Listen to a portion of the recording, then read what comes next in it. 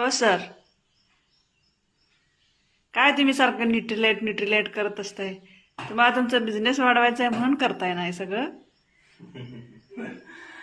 ठीक आहे, बिझनेस वाढवणं सुद्धा आपण मान्य करू, किंवा हे प्रोडक्ट सेल नाही हे सुद्धा आपण मान्य करू.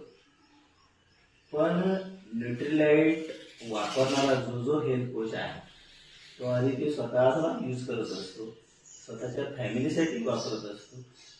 आणि असा कोण असेल बरं बिझनेसमॅन जो स्वतःच्या फॅमिलीचं आयुष्य धोक्यामध्ये घालेल, त्यांचा जीव धोक्यामध्ये घालेल? बरोबर ना?